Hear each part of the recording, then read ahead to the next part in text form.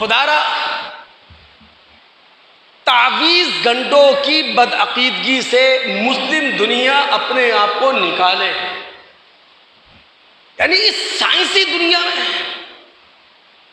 ان علوم کی دنیا میں ہم اپنی قسمت تلاش کر رہے ہیں، اپنا مستقبل تلاش کر رہے ہیں دھاگوں میں، تعویذوں میں، انگوٹھیوں میں، کڑوں میں. حالانکہ پورا قرآن الحم سے لے کے والناس تک ہمارے لیے کیا ہے؟ عمل کا تعویذ. قرآن جب پڑھیں آپ، یہ تعویذ ہے آپ کے لیے. تعویذ کا مطلب کیا ہوتا ہے؟ پناہ طلب کرنا. تو قرآن پڑھ کر آپ خدا کی پناہ طلب کرتے ہیں، اپنے آپ کو خدا کی سپردگی میں دے دیا کرتے ہیں قرآن کے ہوتے ہوئے. اسی لیے ہمارے رسول صلی اللہ علیہ وسلم نے دوستو ہمیں متنبہ کر دیا تھا، ہمیں خبردار کر دیا تھا، ہمیں بتا دیا تھا. مسند احمد کی روایت ہے نا، نبی علیہ الصلوۃ والسلام نے اپنی زندگی میں ایک شخص کو دیکھا جس کے ہاتھ میں ایک پیتل کا چھلا تھا. آپ نے اس سے پوچھا کہ یہ کیا چیز ہے؟ اس نے کہا من الواہینہ، بھئی میں نے اپنے آپ کو کمزوری سے بچانے کے لیے یہ پیتل کا چھلا پہنا ہے. تو نبی علیہ السلام نے فرمایا تھا فما یزیدک الا وہنا، یہ تمہاری کمزوری میں مزید اضافہ کرے گا. کیوں؟ اس لیے کہ تم نے توکل اس پہ کر لیا، تم نے بھروسہ اس پہ کر لیا. آپ نے فرمایا کہ اگر تم اس چھلے کو پہنے پہنے دنیا سے رخصت ہو جاتے تو تمہاری بخشش کہاں ہوتی؟ سورہ زمر آیت نمبر 38. مسلم دنیا کے حوالے سے دوستو سوچو تو صحیح، اللہ رب العالمین نے کہا کہ اگر میں اپنے علم کے پیش نظر، اپنی حکمت کے پیش نظر، اپنی قدرت کے پیش نظر کسی کو نقصان پہنچانا چاہوں تو کون سی دیوی ہے، کون سا دیوتا ہے، کون سی آسمانی یا زمینی طاقت ہے کہ فیصلہ میں کر چکا ہوں اور وہ رکاوٹ بن جائے؟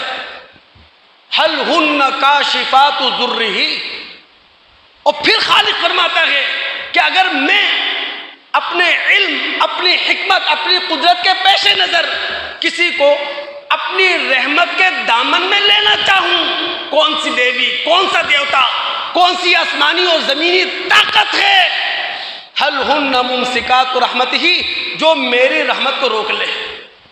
پھر نبی سے کہلوایا گیا قل حسبی اللہ، اے رسول کہو میرے لیے اللہ کافی ہے.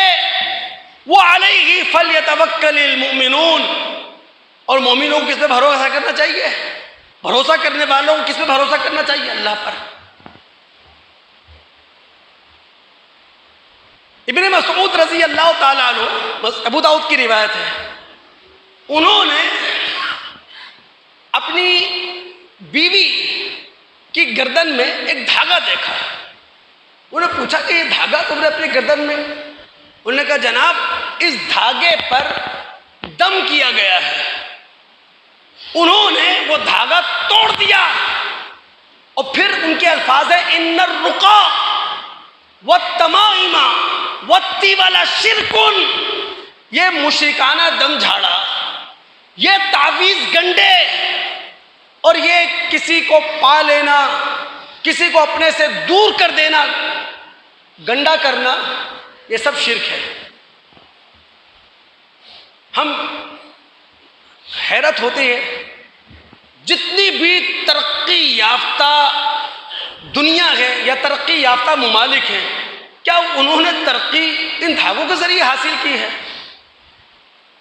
کڑوں کے ذریعے حاصل کی ہے، انگوٹھیوں کے ذریعے حاصل؟ بھائی علوم کی دنیا ہے.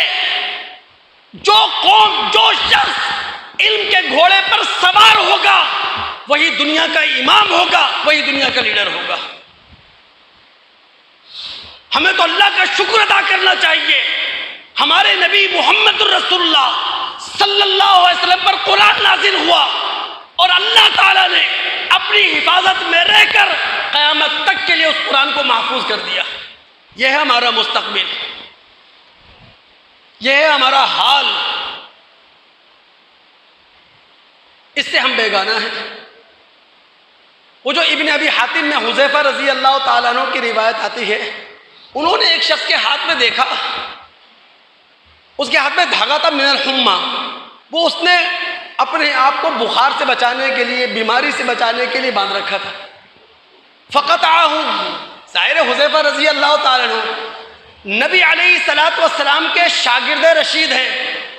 دھاگا انہوں نے توڑ دیا. اور پتہ انہوں نے قرآن کی آیت کون سی پڑھی تھی؟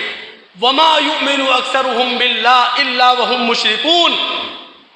اکثر لوگ مان تو لیتے ہیں حقیقت کو، سچائی کو، لیکن حقیقت اور سچائی کو شرک کے ساتھ مانتے ہیں. یعنی دوسروں کو اللہ رب العالمین کے اقتدار میں شریک کر لیں گے، اللہ رب العالمین کی ذات میں شریک کر لیں گے، اللہ تعالیٰ کی صفات میں شریک کر لیں گے. مان تو لیں گے لیکن شرک کے ساتھ مانیں گے. تو ان دھڑوں کو تعویذ گنڈوں سے باہر آئے. یہ نہیں ہے ہماری طاقت. ہماری طاقت قرآن ہے. دیکھیں نا، اگر آپ کو طاقت چاہیے ہے، روحانی طاقت، اخلاقی طاقت، آپ مقابلے میں آنا چاہتے ہیں، میدان میں آنا چاہتے ہیں، تو سورہ فلق، سورہ ناس، یہ ہے نا تعویذ. یہ تعویذ تو ہیں، اور کیا ہیں یہ؟ قل اعوذ برب الفلق